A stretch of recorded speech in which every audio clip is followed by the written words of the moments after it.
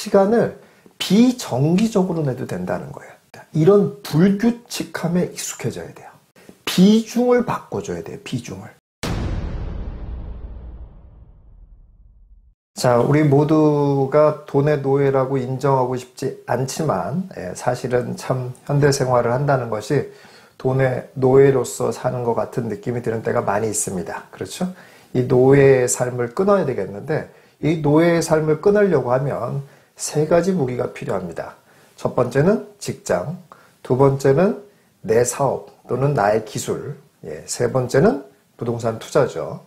이 세 가지 무기를 갖다 잘 활용할 수 있어야만이 우리가 돈의 노예에서 벗어날 수가 있습니다. 자, 그런데 문제는 이 세 개의 무기를 활용하려고 그러면 아주 매우 중요한 전제 조건이 하나 있죠. 그게 뭐냐면 바로 시간이 있어야 된다는 거예요. 그렇죠? 뭐 이 무기가 무슨 게임처럼 뭐 돌아다니다가 어디 뭐 무기 획득하고 이러는 게 아니잖아요. 이 무기를 갈고 닦고 연마해야 되거든요. 그러려면 기본적으로 시간이 있어야 돼요. 그런데 이 시간을 내기가 너무 어렵단 말이에요. 그렇다면 어떻게 하면 일단 이 시간을 낼 수 있는 건지, 돈의 노예를 벗어나기 위해서는 어떻게 시간을 활용해서 이 무기들을 연마할 수 있는 건지, 이것에 대해서 비법을 공개하도록 하겠습니다.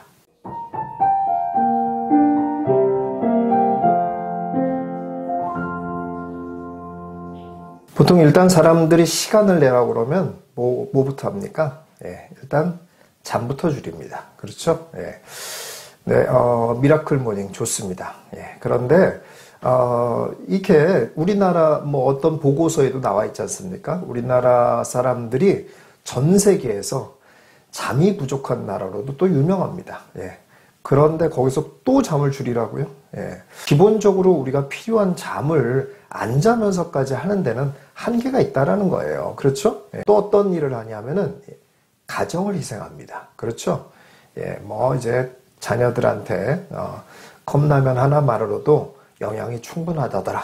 각종 컵라면을 계속 먹도록 하고 본인은 계속 부동산 임장을 다닌다든지 이런 또 미래를 계획하시는 분들, 또는 뭐 회사 딱 갔다 오면은 본인의 방으로 그냥 탁 틀어박혀가지고 부동산만 막 파는 거죠. 부동산만 막 파면서 뭐 밖에서 막 뭐라고 하면은 그때 손을 꼭 잡고 이렇게 얘기를 하죠. 이게 다 나 혼자 잘 먹고 잘 살려고 하는 게 아니야. 우리 미래를 위해서 이러는 거 아니야. 조금 좀 참아줘. 내가 노는 거 아니잖아. 여기서 내가 공부하고 돈을 더 벌기 위해서 이러는 거잖아.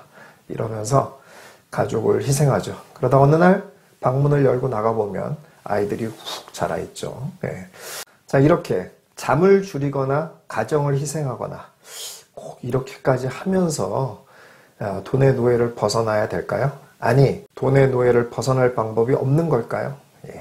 그렇지 않다라고 제가 말씀드리고 싶습니다.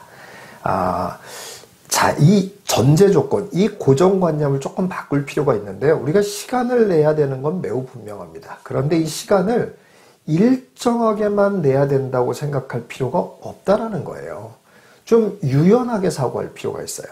무슨 말이냐면 시간을 내라고 그러면 매일 일정한 시간을 내거나 일주일에 어떤 시간을 일정하게만 내야 되는 줄로 알고 있어요. 물론 그렇게 하면 좋아요. 그게 나쁘다는 게 아닙니다.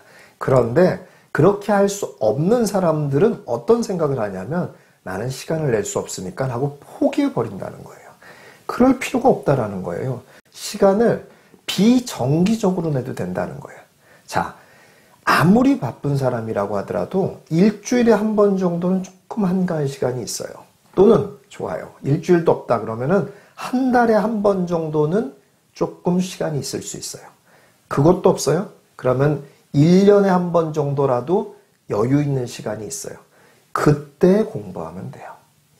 그때라도 내가 이 나머지 두 가지 무기를 갈고 닦아야 되겠다라고 생각하면 돼요. 자, 이제 여기서 바로 이런 의문이 들 거예요. 아니, 그러면 이 무기가 매우 중요한 무기고 우리가 정말 이 돈의 노예를 끊어낼 수 있는 그런 너무나도 중요한 건데 그런 거를 이렇게 뭐 무슨 1년에 한 번 시간을 내고 뭐 이렇게 불규칙적으로 시간을 내고 그렇게 해도 과연 그게 기술이 연마되는 건가? 그럼 뭔가 좀 활용 가치가 있도록 할 수 있는 기술이 될 수 있을 건가? 이런 의문이 드실 거예요. 예, 결론부터 제가 얘기하면 될 수 있습니다. 이게 부동산 공부와 여태까지 우리가 알고 있는 모든 공부의 다른 점이에요. 예. 부동산 공부는 이렇게 불규칙적으로 띄엄띄엄 해도 됩니다. 그렇게 해도 오히려 시간을 두고 하는 것이 훨씬 더 도움이 됩니다. 그리고 이런 유연함에 대한 훈련은 오히려 부동산 투자를 하는데 매우 유리합니다. 왜 그러냐면 돈은 내가 열심히 벌어서 벌어지는 것이 아니라 시장이 벌어주는 거다. 이런 얘기 많이 하지 않습니까? 그렇다면 시장이 안 벌어줄 때는 어떻게 해야 돼요? 시장이 안 벌어줄 때는 쉬거나 아니면 다른 쪽에 더 노력을 해야 되는 거예요. 이렇게 비중을 바꿔줘야 돼요. 비중을.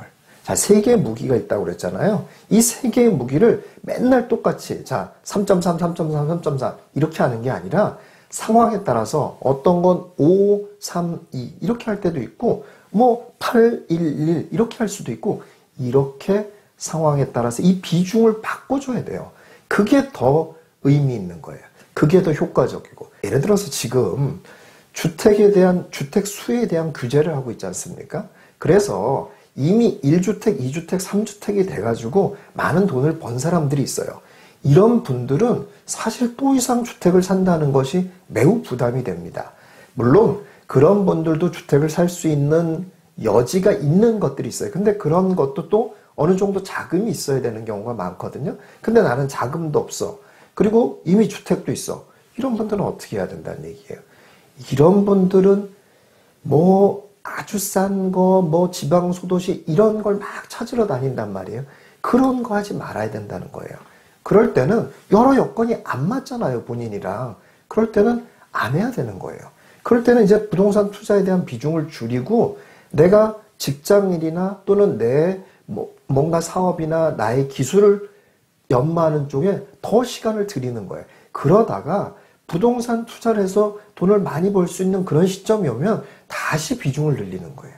이런 식으로 이 비중이라는 건 단지 내가 돈에 대한 비중만이 아니라 이렇게 나의 열정과 시간 이런 거를 갖다가 유연하게 바꿀 수 있는 능력이 필요하다는 거예요. 이렇게 유연하게 바꿀 수 있는 능력이라는 거는 시간을 불규칙적으로 쓰면서부터 훈련이 될 수가 있다는 거예요.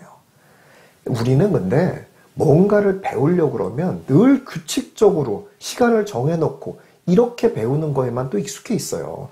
이렇게 불규칙적으로 하면서도 꾸준히 관심을 기울이고 할 수 있는 그런 훈련을 해본 적이 없어요. 그러니까 조금 하다가 불규칙적으로 하거나 하지 않습니까? 그럼 다 어떻습니까? 다 그냥 포기해요. 왜냐? 안 되거든요. 따라가지지를 못하니까. 그런데 투자는 그게 아니라는 거예요. 오히려 그런 유연함과 그런 불규칙함을 배워야 되는 게 투자예요. 제가 제 얘기를 한 가지 좀 하자면은 제가 한때 살사 댄스를 배운 적이 있습니다. 예, 안 믿어지시죠? 이 몸에 이제 살사 댄스를 한다는 게 좀 안 믿어지실 거예요. 예, 결과는 어땠겠습니까?